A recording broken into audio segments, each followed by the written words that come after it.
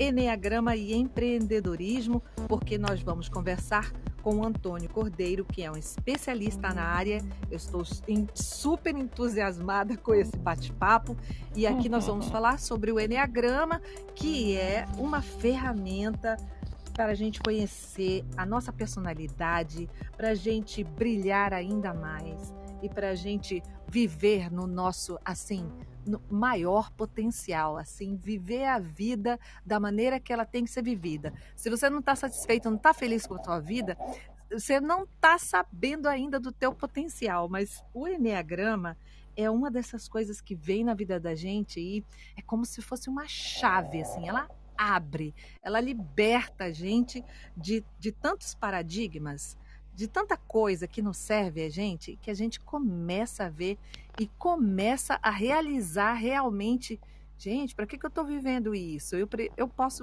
ser muito mais.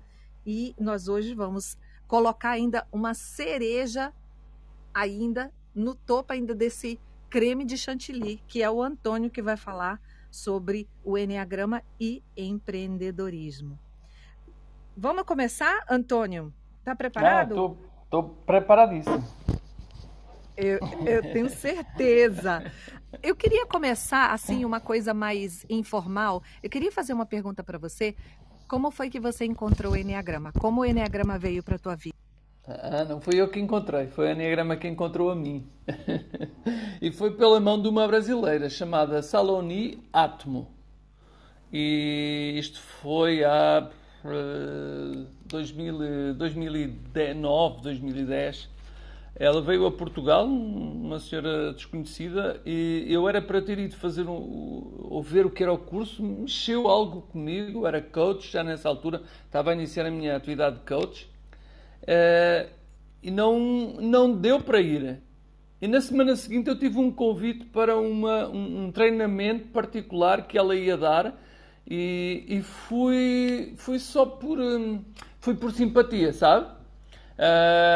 Achei que não ia acrescentar nada, e então levei um banho de uma água fria e quente e cheirosa, e para mim, e que mudou a minha vida, não é? Ah, que maravilha, que história linda. O Eneagrama, quando vem, é avassalador, realmente. Eu também fiquei muito apaixonada. E foi perto da tua época, viu, Antônio? Porque foi lá na Universidade de São Francisco, na Universidade Estadual de São Francisco, a San Francisco State University, lá na Califórnia, e foi por essa época também, 2010, por essa época. E foi avassalador também. Eu tenho que te dizer que algumas pessoas aqui da sala já têm o conhecimento do Eneagrama e essa sala está aqui semanalmente falando sobre Eneagrama. Antônio, como foi que você começou a fazer essa análise dessa junção entre Eneagrama e empreendedorismo? Como foi que você viu essa combinação e começou a trabalhar isso? Há cerca de 5 anos que se deu exatamente a questão da junção.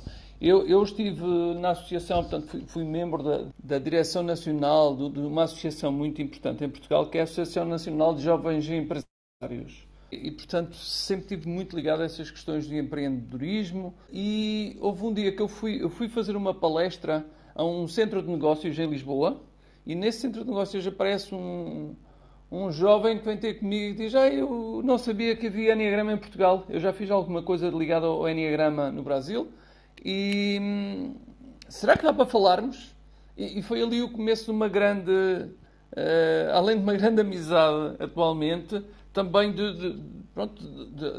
nesse contexto de integrarmos as duas coisas. Ele chama-se Luís Matos Martins, é um grande especialista, eu diria mesmo talvez um dos maiores especialistas, se não o maior, em empreendedorismo em Portugal. Tem uma empresa chamada Territórios Criativos, e desde essa hora nós começámos a colaborar e dissemos logo nessa altura que e seria muito interessante de fazermos um livro sobre isso.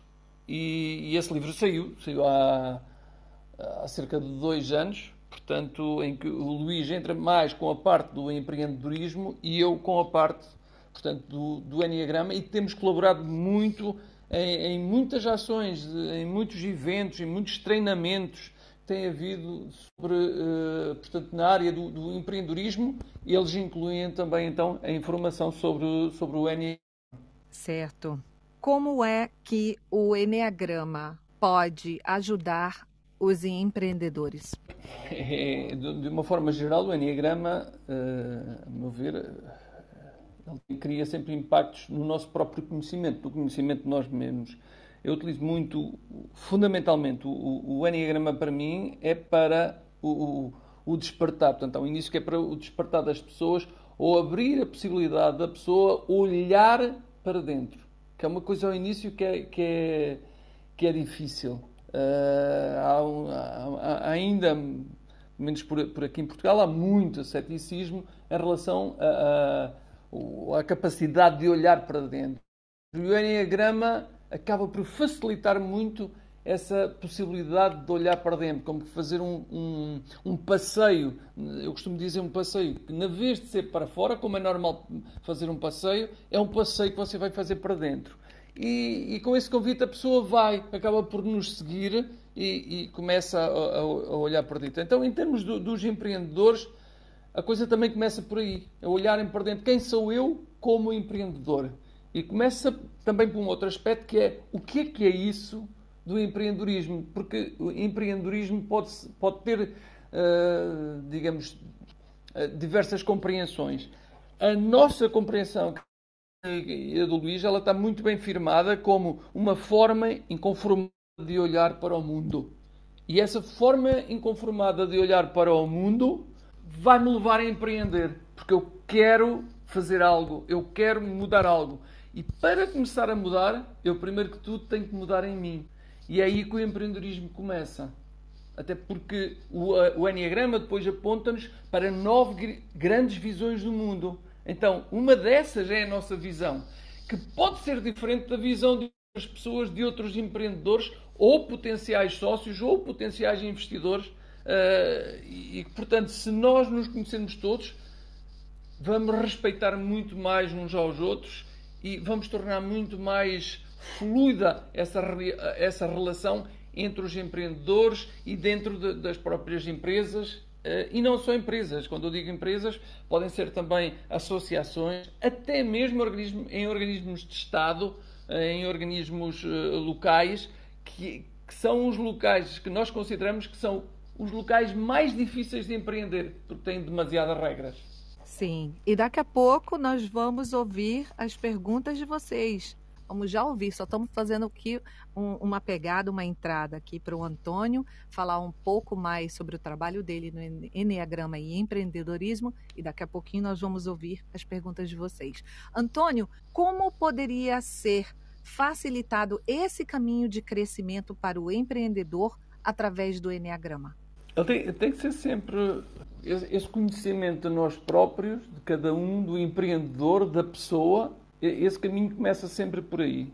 Era como eu dizia há pouco, é quem sou eu como empreendedor. E no nosso livro é isso que nós analisamos. Depois de uma parte inicial em que nós explicamos portanto, qual é a nossa visão de empreendedorismo, depois nós vamos, em relação a cada um dos tipos de personalidade, nós vamos explicar características fundamentais portanto, de cada um dos tipos, como aspectos que são mais relevantes, e depois vamos tocar em relação a características na aprendizagem das características empreendedoras mais relevantes, como, por exemplo, a característica de cada um dos tipos na liderança, como é que cada um dos tipos comunica, como é que cada um desses tipos toma decisões, como é que trabalha em equipa.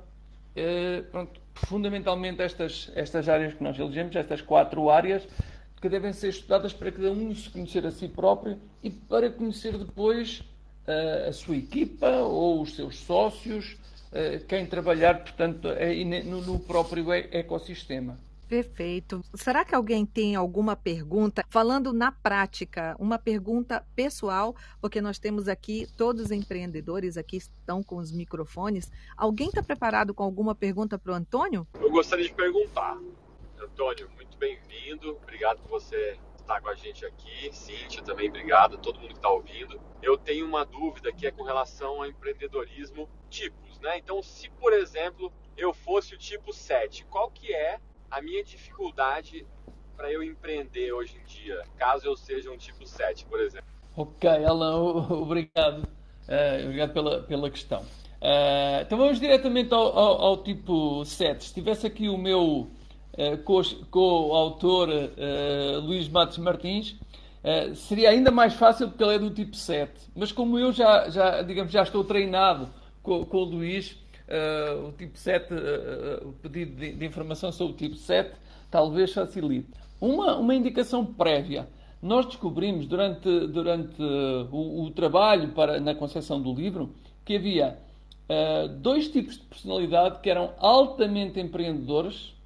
Havia dois tipos de personalidade que não eram nada empreendedores e o restante era intermédio, digamos que era o mais normalizado.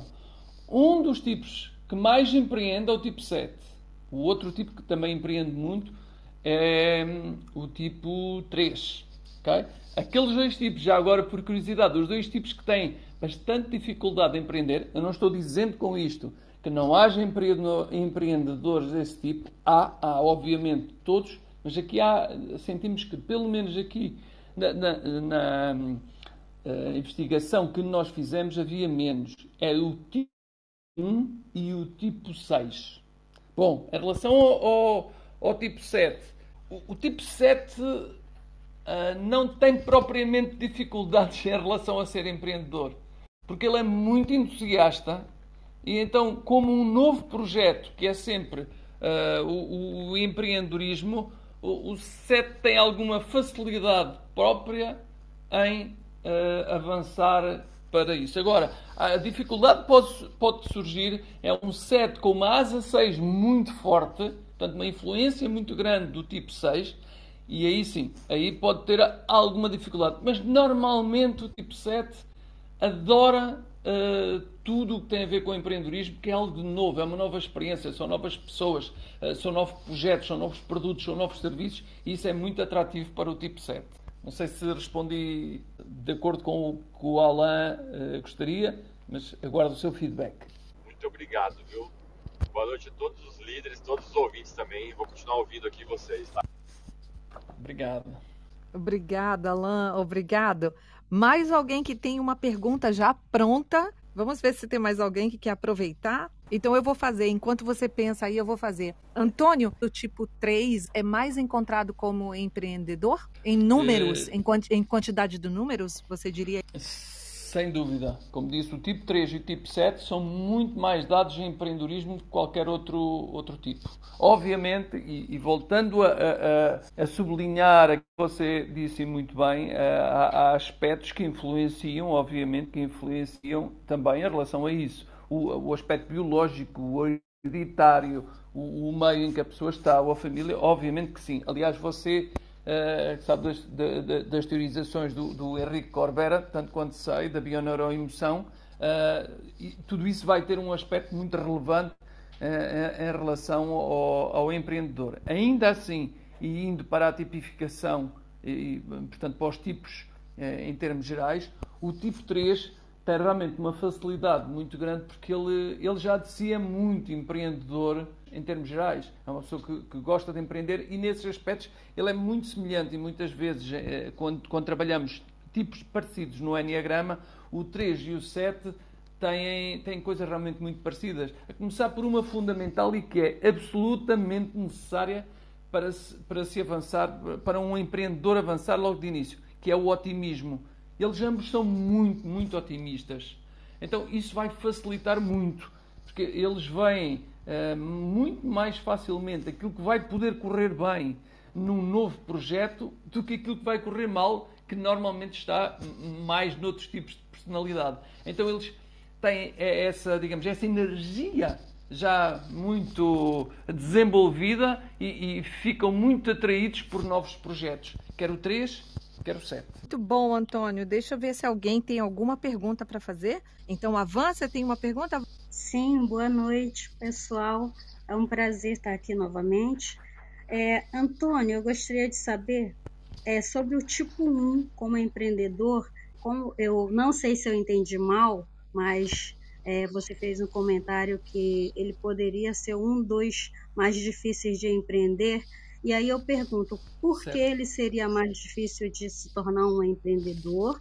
E qual a melhor forma para que ele alcance esse objetivo de um Ok, bom empreendedor? muito bem. Obrigado, Mano. Obrigado. Bom, realmente o tipo 1, a par com o tipo 6, como indiquei, tem realmente essa dificuldade.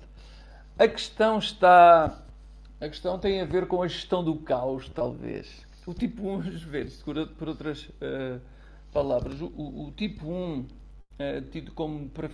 Ele gosta ele gosta de tudo muito certinho, muito arranjado, que as coisas estejam devidamente organizadas.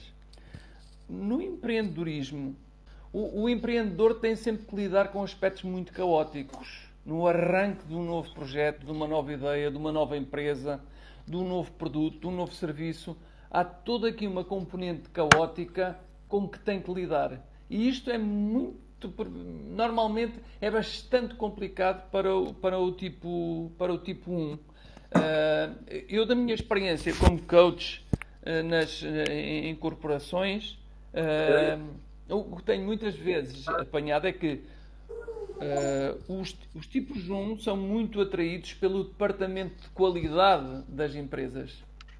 E porque nesse departamento de qualidade há normas, ou são grandes definidores de normas, todos aqueles aspectos ligados, ISO, portanto, às normalizações, isso é algo que o tipo 1 gosta muito, porque as coisas estão muito bem acertadas. Isso no empreendedorismo é difícil, porque estamos a avançar, estamos a começar algo de novo e, normalmente, um novo projeto nunca vai ser aquilo que inicialmente está, digamos, que a ideia inicial do empreendedor pensou que era por ali. Há sempre ajustamentos. Ainda há coisa de 2, 3 semanas tive a dar mentoria para empreendedores num concurso de Portugal, e isso foi das coisas mais faladas por todos os mentores em relação às pessoas que tinham os projetos, que é: não pensem que o vosso projeto vai ser exatamente, a vossa ideia vai ser exatamente o que tem aí, porque tem que ajustar consoante o mercado e consoante a informação vos chegar para ajustarem portanto, esse projeto àquilo que, digamos, que o mercado necessita. Isto é complicado no tipo 1. Agora, a segunda parte da sua questão é como é que vamos fazer para dar suporte ao tipo 1 para isso. Primeiro, há uma coisa fundamental, geral, em relação ao tipo 1, que deve ter em conta. O tipo 1 tem digamos, um tónus muscular e tem uma tensão do próprio tipo. É mais tenso, normalmente mais tenso que qualquer outro tipo de personalidade, por causa dessa necessidade da perfeição. Portanto, ele leva a processos de maior rigidez. Uma coisa fundamental em relação a isso, que também serve para quem não é empreendedor, obviamente, tem a ver com rir. É muito bom, é muito terapêutico para todos nós, mas muito mais para os tipos 1, que assistam shows de stand-up comedy, que vejam filmes para se poderem rir, que estejam com pessoas que se possam rir, que vão a locais onde se possam rir. Isso é fundamental para essa descontração. Olhar o mundo de uma outra maneira. Ou seja, personalidade, enneagrama da personalidade, que é o que nós trabalhamos.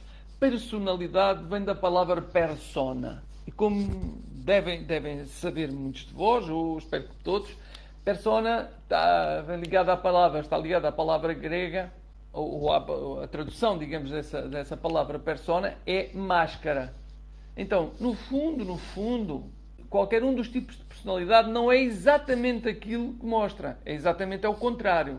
Então, aqui no caso do tipo 1, toda essa rigidez e toda essa necessidade de perfeição é porque aquilo é um auto-engano. E é este auto-engano que o tipo 1 vai ter que trabalhar para compreender que no fundo não necessita de ser assim para o seu próprio processo de crescimento. depois, em termos mais específicos, esse processo de crescimento vai fundamentalmente em relação às linhas que saem do tipo 1, nomeadamente ao ir para o tipo 7, para essa capacidade de perceber que há múltiplas formas de fazer as coisas e não uma apenas, e a rigidez de ter uma. E com isso ele vai ter a capacidade depois de se deslocar do tipo 1 para o tipo 4, e no tipo 4 vai buscar a criatividade, vai buscar toda a capacidade estética, todo o romantismo que é necessário muitas vezes no projeto.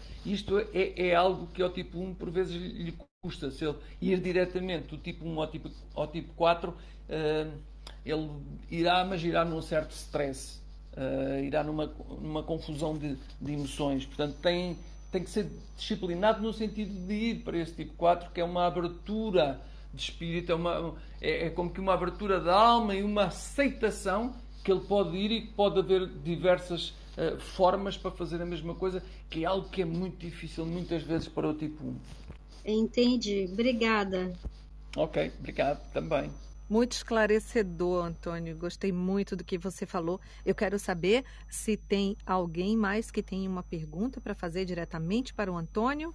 Vamos lá, Gleice. Olá! E hoje, aprendendo com o Antônio, um tema interessantíssimo, Antônio. Então, assim, para você me apresentar um pouco, eu sou a Gleice, eu sou terapeuta, e parece até que o Alan estava perguntando de mim, porque eu sou o número 7 também.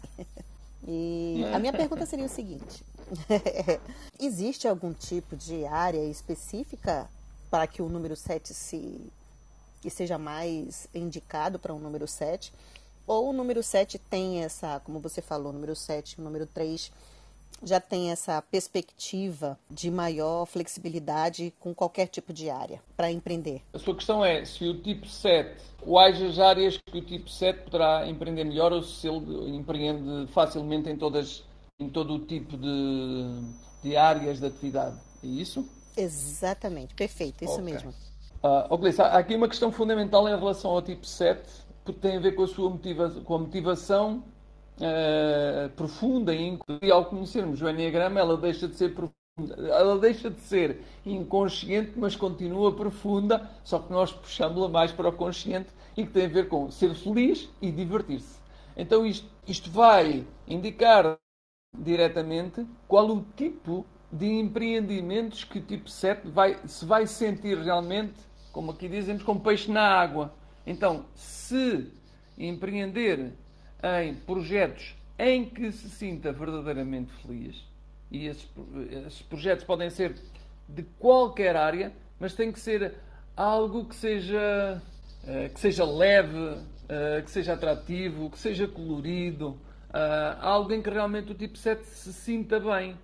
Às vezes eu já tenho conhecido alguns tipos 7 que é muito interessante, porque eles são empreendedores de arranque de projeto. Eles gostam de criar o projeto, de criar a ideia, de criar o produto, mas não depois de o desenvolver, porque isso já tem que aprofundar. Então, isso é um crescimento que o próprio tipo 7 tem que trabalhar. Portanto, no fundo, para si mesmo, para ter a capacidade de desenvolver a sua profundidade, que é um movimento, podemos ver, um movimento do 7 para o 5. Contudo, muitos deles, ou vários deles que eu tenho notado, quando esse projeto atinge uma dimensão interessante, em que as coisas já têm a partir dali que ir mais para fundo, eles vendem a empresa. Porque vão fazer outro projeto, ou entretanto já têm outro ou outros projetos. Eu conheci um empreendedor que o que ele fazia era arrancar com projetos novos e vendê-los. Está ótimo. E ele sentia-se e sente-se perfeitamente feliz. Ele diz que tem muitos filhos e que eles andam espalhados e que muitos deles já nem os conhece. E é exatamente isso. Okay? Então, esta adequação a eu sentir-me bem, a eu sentir-me confortável, é muito interessante aqui no tipo 7 de vermos esse aspecto espelhado em relação a isso. Não quer dizer que todos os tipos 7 não aprofundem os seus projetos ou as suas empresas. Claro que sim. Aliás, vimos já há dias de muita profundidade em termos práticos.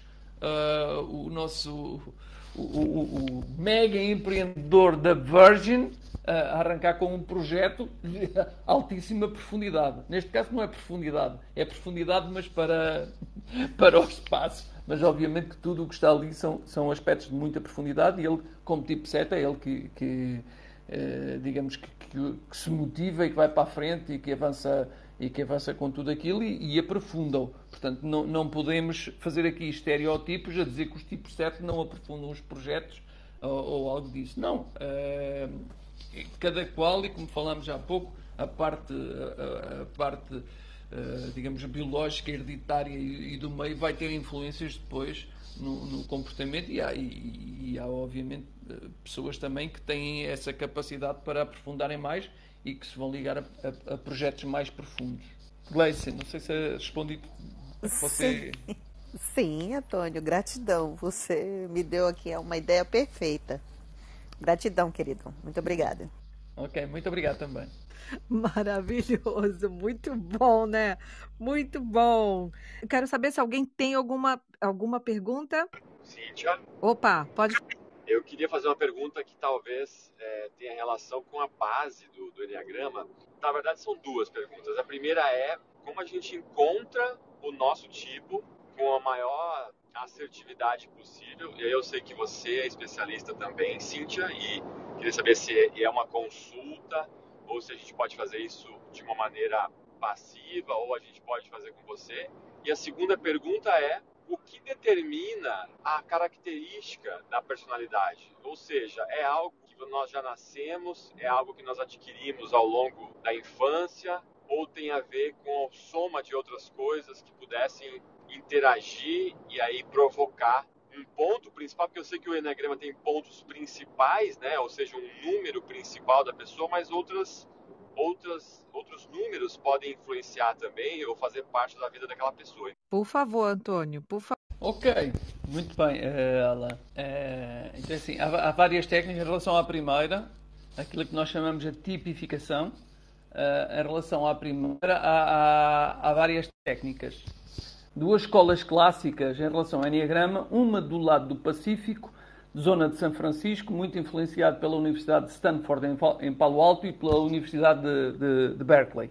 Aí há uma escola chamada a Escola de Tradição Narrativa, de duas grandes autoridades, uma já falecida, duas grandes autoridades do Enneagrama, uma é Ellen Palmer, já está velhinha, reformada. Ela hoje mesmo fez o encerramento da Conferência Global de Enneagrama online que decorreu e organizada pela Associação Internacional de Enneagrama. E a outra pessoa que portanto, era um sócio dela, digamos assim, um psicólogo de Palo Alto, o Dr. David Daniels. Eles têm uma técnica própria que é a técnica da entrevista. Depois há uma outra escola que é do lado Atlântico, na área de Nova York, que é do The Enneagram Institute. Também eram duas pessoas, uma já faleceu também, o tal Sr. Don Rizzo, e o outro que é o Russ Hudson. Eles têm uma outra técnica que é através de um questionário de cerca de 150 perguntas e que nós vamos respondendo e que nos vai dar a indicação, a probabilidade de qual é o tipo. Quer num, quer o outro, são absolutamente sustentáveis, digamos assim, a forma como é feito. Eu, pessoalmente, sou certificado pela Escola de Tradição Narrativa, portanto, de São Francisco, porque gosto mais do sistema da entrevista. É uma entrevista de cerca de 1 hora, em que eu não vou dizer à pessoa, aliás, isso é absolutamente antiético, nós dizemos qual é o tipo de personalidade da pessoa. Cada pessoa deve ter direito ao seu momento uau, em que nota que há qualquer coisa que muda na pessoa quando ela percebe o seu tipo de personalidade. Uau, eu sou isto. Por vezes com algum choque relativamente a isso. No início há ali uma fase, muitas vezes, que é eu sou isto e não me estou nada a sentir bem por já sentir que sou isto. Mas nem sempre é assim, mas muitas vezes já há esse período de choque, até que há uma integração, e nessa integração há depois um exagero, que é uau, eu sou este tipo e este tipo deve ser o melhor tipo de todos. Mas, independentemente disso, no final dessa entrevista, nós damos 2, 3, no máximo 4 tipos em que a pessoa se vai centrar para verificar se são aqueles que têm mais probabilidade. Ou, eventualmente, também qualquer um dos outros tipos que possa não estar nessa indicação, mas normalmente está nesses 2, 3 ou 4 que estão aí, e depois fazemos um segundo encontro em que a pessoa tira dúvidas, já verificou qual é o tipo, já lhe mandámos alguma informação anteriormente sobre os diversos tipos, e a pessoa vai verificar qual é que deverá ser o seu tipo e tiramos, portanto, essa dúvida. Eu considero que aí é mais rica essa capacidade direta na entrevista de garantir um maior sucesso no apoio à pessoa. Não é o maior sucesso na indicação de qual é o tipo, é no apoio a essa pessoa que está a verificar o seu tipo, para ela verificar portanto, qual é o seu. Isto não é quer para um sistema, quer para outro, portanto, no outro do teste, não é absolutamente garantido que a pessoa consiga saber o seu tipo de personalidade, garantidamente, que não haja dúvida nenhuma. Não, por vezes erramos. Não quer dizer também que a pessoa não esteja a responder, quer nas perguntas nessa entrevista da Escola de Tradição Narrativa, quer no Enneagrama Instituto, que ela esteja a responder, ou melhor, que não esteja a responder corretamente àquilo que lhe estão quando digo corretamente é com verdade, a pessoa sentir que está a responder com verdade. Está com certeza, só que muitas vezes a pessoa é a primeira vez que está a observar-se a si próprio e ser confrontada com aquele tipo de perguntas que não são nada complicadas, digamos assim, mas que mesmo assim podem, de certo modo, a pessoa pode não estar familiarizada com o tipo de perguntas que se fazem e está a responder aquilo que acha, mas como não se conhece muito bem a si próprio, está a responder de uma forma que depois pode ter influência no seu próprio conhecimento. Se a pessoa continuar, digamos, a desenvolver um trabalho de Enneagrama e a querer saber mais, e normalmente é isso que acontece, ela vai perceber que pode não estar tipificada da forma mais correta e depois acaba por chegar lá. Mas eu já tive casos de demorarem cerca de 2 anos. Mas claro, isto são casos muito extremos. Por vezes eles aparecem num tipo de personalidade que tem por tendência a duvidar bastante de si próprio, até dos outros, e então ao duvidar, vai duvidando sempre se será esse tipo, mas pode acontecer em relação a todos os tipos. Concluindo, há estas duas grandes escolas. Poderá haver também outras técnicas. Há uma outra senhora também da Califórnia, também de São Francisco, chamada Ginger Lapid Bogdan, trabalha muito na área corporativa, e a Ginger lançou há pouco tempo um livro sobre tipificação muito, muito interessante, já muito avançado sobre isto, mas que por vezes se torna um pouco mais difícil nós trabalharmos todos esses aspectos, porque as pessoas querem tipificar e não têm tempo para estar ali um dia ou meio dia ou a ler um livro. Portanto, daí esta simplificação em relação à entrevista e ao questionário, portanto, das outras perguntas no questionário. Isto em relação à primeira, para encontrar o tipo.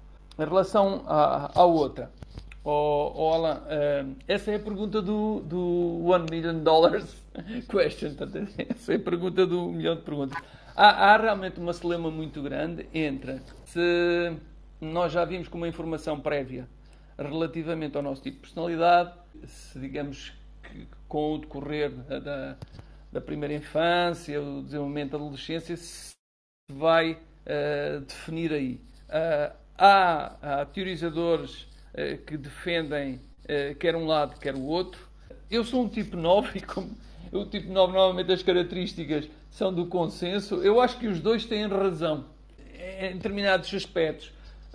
Por vezes, eventualmente será de uma forma, por outros será de outra. Em termos da ciência, do suporte em relação a isto, têm sido feitos alguns estudos, nomeadamente com gêmeos verdadeiros, para verificar porque é que eles estão ali os dois da mesma idade, estão no mesmo ambiente intrauterino, depois tanto fora do útero, e normalmente, ou neste caso sempre, porque em nenhum estudo se apanhou gêmeos verdadeiros com o mesmo tipo de personalidade. E isto é um pormenor muito interessante em relação a isso. Inclusivamente, eu vi já há algum tempo um estudo em que apontava em que a mãe, depois das crianças, ela sabia qual era um e qual era o outro. Portanto, eram dois rapazes, dois meninos, mas ela sabia depois qual era um, em termos de personalidade, qual era um e qual é o outro, porque havia um que queria estar sempre, estava na barriga dela, mas queria estar sempre por cima. Podia andar às voltas, mas depois vinha para cima. E o que é muito interessante é que quando ela explica que quando foi o parto, esse que estava por cima e que estava mais afastado da abertura, foi para baixo e quis ser o primeiro a nascer. Portanto, havia aqui, e neste caso, é um tipo de personalidade, digamos, mais impactante, enquanto que o outro é de um tipo de personalidade, digamos, mais calmo, mais sereno. Portanto, aí parece que já havia uma predisposição. Agora, há outros casos em que dá a sensação que é o próprio ambiente que vai influenciar, durante o próprio desenvolvimento da criança, que vai influenciar em relação à personalidade que a criança acaba por adquirir e que normalmente, digamos, ficará completa nas meninas cerca dos 17, 18, 19 anos e nos meninos 21, 22, 23. Nós homens somos um pouco mais lentos e levamos isso um pouco mais de tempo. Olha, Antônio, você me ajudou muito, muito mesmo. Eu agradeço demais, porque essa pergunta número 2, que é o que determina um tipo, ele está muito presente na minha vida, porque eu tenho filhas gêmeas e Uau. elas são bivitelinas, ou seja, elas não têm a mesma genética básica, certo, né? E elas são completamente diferentes, tendo as mesmas condições. Porém, desde o útero, uma delas, que é a mais agitada até hoje, que é a mais que gosta de se aparecer, que fala mais, que se expressa mais, ela já era agitada nos ultrassons. E a gente percebia isso, a gente já sabia a posição. Então, quando ela nasceu, ela continuou com essa personalidade. E a outra, calma, serena, analista. Então, eu fico imaginando o quanto de genética ou espiritualidade isso pode trazer para determinar um tipo, né?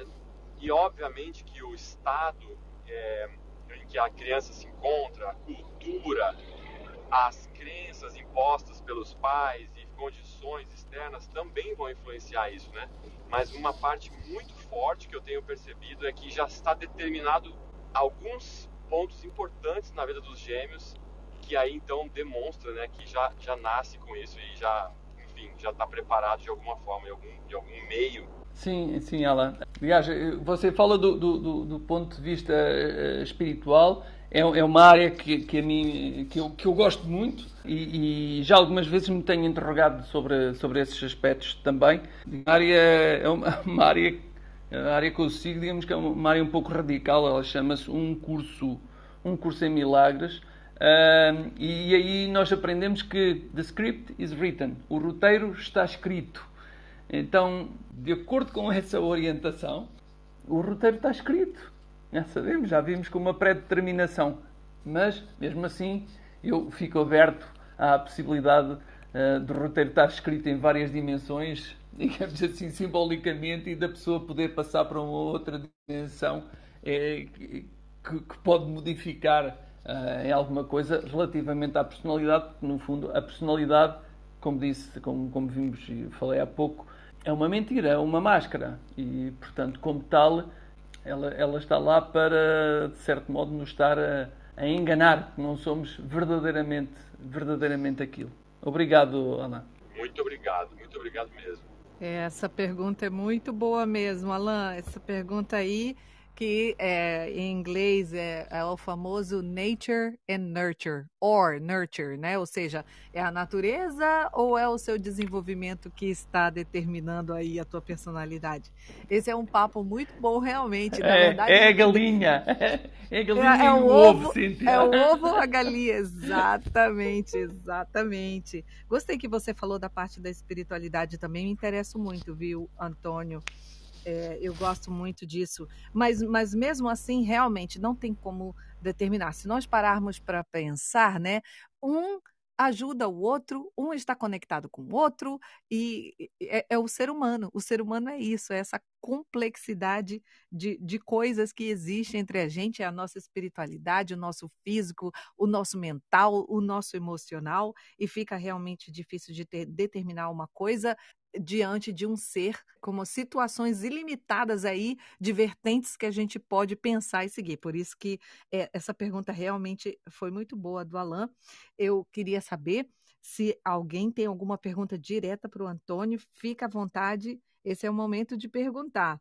Posso Vamos lá. perguntar? Claro, por favor. Boa noite a todos. Eu me chamo Lucy, sou gaúchinha aqui falando do Rio Grande do Sul e eu gostaria de fazer a seguinte pergunta para o Antônio. Antônio, se estes perfis, se é que eu posso chamar assim, eles são aplicados ao empreendedorismo, eu também posso aplicá-los na educação? Lá, Lúcia, obrigado. Obviamente, nós somos o mesmo tipo de personalidade em qualquer circunstância. E por acaso, ainda bem que fala, porque era uma questão que gostava de esclarecer, se houver essa dúvida em algum de vós, ela fica esclarecida. Nós temos o mesmo tipo de personalidade, de acordo com o Enneagrama, toda a vida. A personalidade está ligada à motivação. E, portanto, há 9 grandes motivações e uma dessas motivações é a nossa principal motivação. Ou seja, nós temos todas as motivações, todas as 9, mas há uma que está exagerada. E até pode estar assim, então, mas se uma está exagerada, eu vou captá-la muito, muito facilmente. Não. É normalmente aquela que eu tenho mais dificuldade. Porquê? Porque eu uso essa estratégia, que é essa estratégia que eu utilizo quase sempre, e utilizo-a tanto que ela fica muito inconsciente. Então ela torna-se difícil de nós captarmos muitas vezes, nem todos temos essa dificuldade, mas muitas vezes torna-se, exatamente porque nós a utilizamos sem nos apercebermos e ela fica muito, muito inconsciente. Então, o trabalho inicial que nós temos que fazer para a definição do tipo de personalidade tem a ver com trazer ao consciente um processo que está inconsciente. E neste caso aqui é um processo ligado a essa motivação. Para o tipo, neste caso para o tipo 1 é ser perfeito, para o tipo 2 é necessidade de conectar com os outros, para o tipo 3 é a necessidade de vencer e ser reconhecido, para o tipo 4 é ser único e original, diferente, para o tipo 5 é a necessidade de conhecimento, para o tipo 6 é antecipar e precaver-se, para o tipo 7 é ser feliz e divertir-se, para o tipo 8 é força, poder e controle, e para o tipo 9 é harmonia. Então, todos nós temos um pouquinho de tudo isto. Isto é a condição humana na sua globalidade, mas há uma delas que é fundamental e que nos toca mais fortemente, e depois nós acabamos por ver que é isso. E isso é como as velas, eu costumo dizer que é como as velas de um veleiro, de um barco. As velas são extraordinárias para nos levar, se nós tivermos manobrá-las e as colocarmos ao vento e soubermos essa manobra para as colocar para elas nos levarem, mas também pode destruir o barco e pode partir todo o barco se nós não soubermos. Então é essa motivação, de qualquer modo, que é fundamental na definição do nosso tipo de personalidade. Obrigado, Lucy. Obrigada, muito obrigada.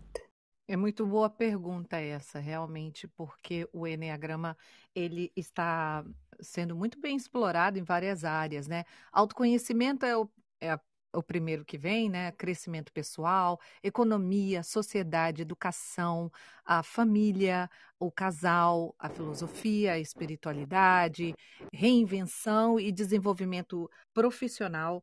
E aqui, excelente exemplo disso, veio o Antônio hoje falar aqui do trabalho dele de Enneagrama e empreendedorismo, que é a área que ele atua, e que isso é maravilhoso. Quero saber se alguém tem alguma pergunta para o Antônio. Os tipos 3 estão caladinhos. Os empreendedores tipo 3, eu estou, assim, me perguntando onde estarão eles, né, Antônio? Pois é, pode não estar, pode não haver empreendedores do tipo 3 aqui. Não sabemos. Tem. Você quer fazer uma pergunta, querida? Então, gostaria de fazer mais uma pergunta. Antônio, em relação ainda ao Enneagrama, as personalidades se definem, né, de 1 a 9, não é isso? E aí eu pergunto para você, quais as principais características de cada um empreendedor, tipo 1, 2, tal, 3 e por aí vai? Quais as principais características dentro do empreendedorismo? Olha, mano, vamos ter aqui, você vai ter que fazer aqui uma negociação com a Cíntia. Vamos ter aqui 2 horas para lhe responder.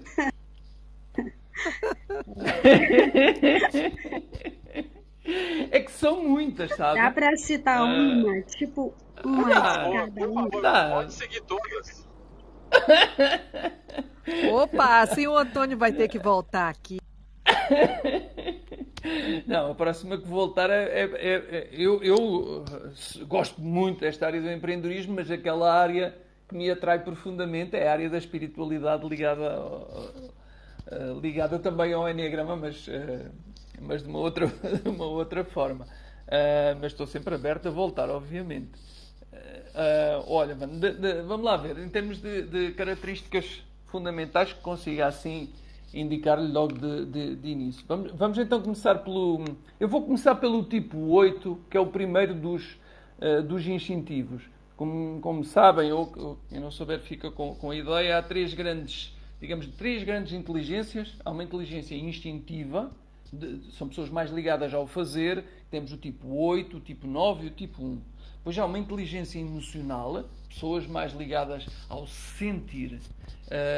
E então temos o tipo 2, 3 e 4, e depois mais ligadas, portanto, uma outra inteligência, que é a inteligência mental, mais ligadas ao planeamento e ao pensamento, e portanto à racionalização, que são o 5, o 6 e o 5, o 6 e o 7.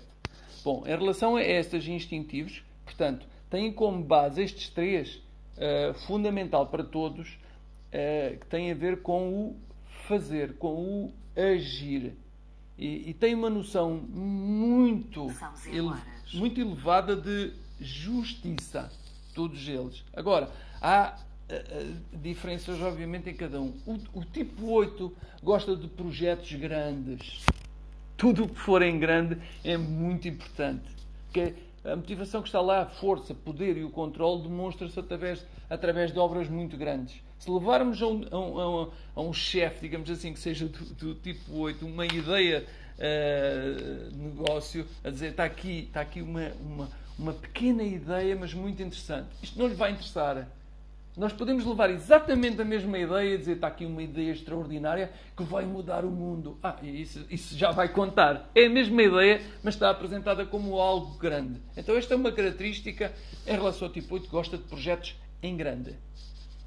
Já no tipo 9, o tipo de projetos ou de características que tem o tipo 9 é que têm que ser projetos harmoniosos, em que se ouçam as pessoas, em que se possa ouvir, em que se dê a palavra a todos, em que haja consensos, mesmo até a forma de liderar de um tipo 9 é uma forma de liderar por consenso, procurando não ferir a suscetibilidade de ninguém. Isso é fundamental em relação ao 9. Em relação ao tipo 1, e dado que o perfeccionismo, digamos que é a palavra-chave do tipo 1, tem a ver com projetos, digamos, mais rigorosos, em que as ações, portanto, continuamos a ter essa questão da ação em que põem as coisas, acionam as coisas de uma forma muito correta, sentindo que só há uma maneira certa para fazer as coisas,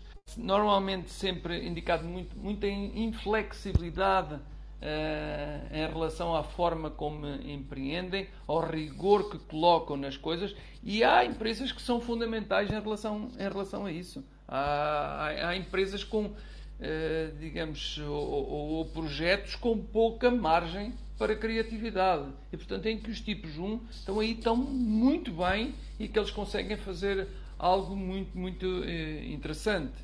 Quando vamos para os emocionais, no tipo 2, normalmente são pessoas muito ligadas a ajudarem os outros, a levarem a sua ajuda às pessoas. Daí eu vejo, por exemplo, muitos enfermeiros e enfermeiras no tipo 2 que levam realmente o seu trabalho como uma entrega fundamental, trabalho social. Eles são muito atraídos por essa área, porque têm essa capacidade de se conectarem com os outros, de anteciparem a ajuda em relação aos outros. Em relação ao tipo 3, aí o fundamental em relação ao tipo 3 é que tenham projetos que sejam projetos vencedores. Que sejam projetos que possam demonstrar aos outros, porque o tipo 3 a questão não está, e sei então que temos aqui vários tipos de 3, de uma forma ou de outra, os tipos 3 não está na questão do sucesso dos seus, ou não está só no sucesso dos seus empreendimentos.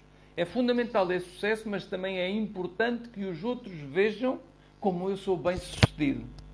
Então, essa é uma característica fundamental dos tipos 3, com grande sensibilidade que, por vezes, para conseguirem atingir os objetivos, que é algo muito importante também para o tipo 3, essa parte mais sensível, por vezes, fica pelo caminho, porque é muito mais importante o fim que propriamente o meio.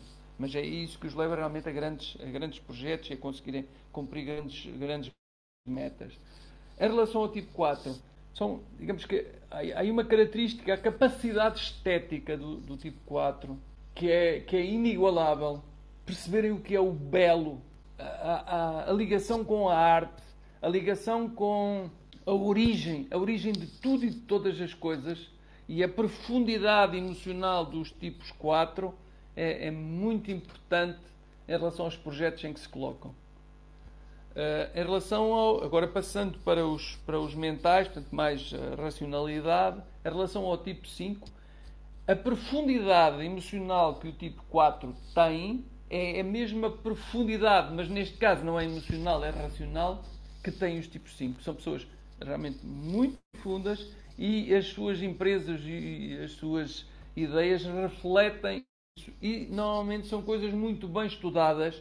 Os tipos 5 gostam de fazer planos muito bem feitos e têm realmente essa capacidade. Então, essas empresas vão refletir muito dessa capacidade de fazer planos, de algum isolamento a que os tipos 5 se gostam de ditar. Muitas vezes fazem projetos para eles próprios, com alguma dificuldade, às vezes até de relacionamento com os outros, de fazer... Não é que não façam sociedades também, não avancem com os projetos, claro que sim, mas por vezes têm alguma dificuldade, isto caso a sua inteligência emocional tiver algum déficit, dado que é normal que tenha uma capacidade extraordinária em termos da inteligência mental. No tipo 6, o tipo 6 gosta de avançar para aquilo que for, mas muito seguro. O que leva é que realmente é difícil que isso aconteça em termos de um novo projeto, de um novo empreendimento, porque é muito inseguro. Diz-se que ao empreender uma startup, em cada 10 startups, em cada 10 startups, 9 vão falhar. Portanto, e é uma coisa normal as empresas, portanto, os empreendedores ficarem pelo caminho em relação aos seus projetos iniciais. Mas isso é fundamental também para o seu, digamos, para o seu próprio desenvolvimento. Essas falhas vão ser fundamentais, porque se tem esse espírito empreendedor, a pessoa vai continuar a empreender. E, portanto, essas falhas iniciais são, por vezes, muito, muito positivas para que isso aconteça. Na questão do tipo 6, é como há sempre essa necessidade de que as coisas estejam corretas, de que não haja essas falhas para garantir a segurança, são difíceis de empreender e, portanto, o tipo 6 tem que fazer um esforço superior em relação à confiança que tem que dar de que as coisas vão correr bem, e se não correrem bem naquele momento, vão correr bem num momento seguinte. Finalmente, o tipo 7. O tipo 7, normalmente, como disse, são projetos, que tinha referido já antes, são projetos que têm que ser... tem que divertir o tipo 7. Tem que ser algo em que essa pessoa se sinta feliz nesse projeto. Que a partir do momento em que não se sente feliz no projeto, vai embora e vai outro. Então, tem que haver alguma capacidade de resiliência do tipo 7 para continuar num projeto, mesmo nos momentos mais difíceis, que obviamente qualquer projeto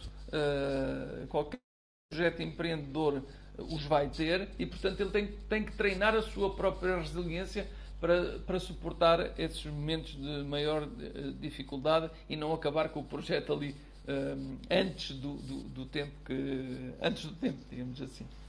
Ok, eu penso que fiz aqui este tour em relação aos diferentes tipos de empreendedores e essas características. Não sei se está mais esclarecida relativamente às características de cada um, mas isto é uma abordagem muito, muito simplificada, e que nós no nosso livro temos aqui isto mais informado. Eu gostaria de dizer que muito em breve, eu penso que muito em breve, nós vamos ter o livro à venda no Brasil, portanto vai passar a e-book. Nós já fizemos, digamos, a adaptação, que era a adaptação da escrita, que não é a mesma entre o português europeu, portanto o português em Portugal e o português do Brasil, e fizemos também uma adaptação cultural relativamente a algumas informações que temos, e muito em breve nós teremos o livro que se chama, aqui em Portugal ele chama-se 9 Formas de Empreender com Personalidade. Eventualmente no Brasil poderá ter um outro título, mas que pode ajudar muito a tirarem dúvidas sobre isso, porque ele é muito, em relação a cada tipo, tem muita informação específica sobre isso. Fantástico, Antônio! Você fez um trabalho fantástico aí de resumir, dificílimo resumir, com tanta maestria, as 9 personalidades, falando aí características específicas, mas foi muito bom, Antônio, deu para entender e pisca aí o microfone, deu para ter uma visão geral de como é que funciona cada personalidade no empreendedorismo. Excelente! E olha, você quer saber mais? Enquanto esse livro não chega aí no mercado com português do Brasil, 9 Formas de Empreender com Personalidade, com Antônio Cordeiro, segue ele aqui no Clubhouse, segue ele também no Instagram, ele é o Eneagramos, com 2 N's e 2 M's, 2 N's de navio e 2 M's de Maria.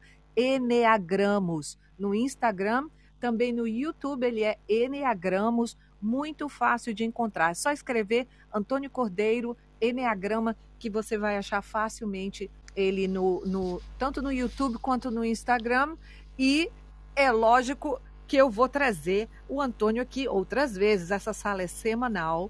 Nós estamos aqui semanalmente falando do Eneagrama de uma maneira bem aberta, viu, Antônio? A gente fala aqui, recebe as perguntas, fala do básico, fala dos centros de inteligência, vai tocando, fazendo tipo um ping-pong naquilo de acordo com a necessidade de quem vem aqui. E às vezes, quando as pessoas têm dúvidas sobre o seu Eneagrama, a gente, ao vivo mesmo, procura tirar dúvidas das pessoas, sempre esclarecendo que cada um precisa ter a palavra final daquilo que aonde você se encaixa, onde você se encontra. Antônio, eu quero te agradecer muito, muito por ter vindo, e espero que a nossa parceria aqui da conversa, espero que você venha outras vezes, possa divulgar o teu trabalho, possa conversar, e abrilhantar aqui com a tua experiência, com a tua sabedoria, com a tua inteligência sobre o Enneagrama, que é tão espetacular e faz falta, porque a gente precisa se conhecer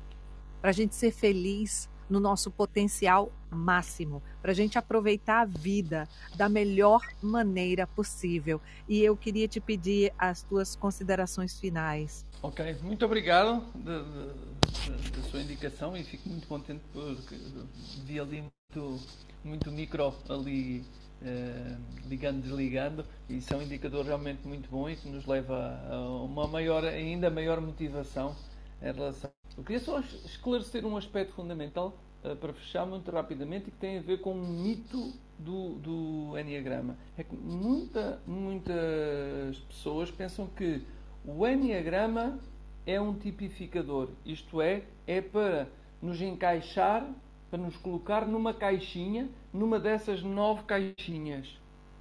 Não, o Enneagrama não é isso. O Enneagrama é para nos explicar que nós é que nos colocamos nessa caixinha e serve o Enneagrama que é para nos ajudar a sair da melhor forma possível da caixinha.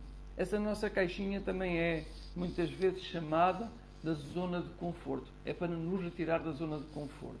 Isso sim é o Enneagrama. Saber qual é o nosso tipo é o início do trabalho do Enneagrama. Tudo aquilo que é verdadeiramente o Enneagrama é tudo o que vai para lá de eu saber qual é o meu tipo de personalidade. Ótimo, obrigada por ter dito isso. E eu tive até a inspiração de colocar o nome dessa sala de Enneagrama a Chave Mestra, que é a chave mestra que abre a nossa cela, que nós mesmos nos colocamos lá. Foi inspirado exatamente nisso, Antônio. Obrigado por ter falado isso. Quero te agradecer também. E quero agradecer a presença de todos vocês. Muito obrigado também da minha parte. Obrigado a todos pelo vosso interesse nesta matéria. Muito obrigado. Obrigada, querida. E uma excelente semana para todos vocês. Na semana que vem, a gente está de volta.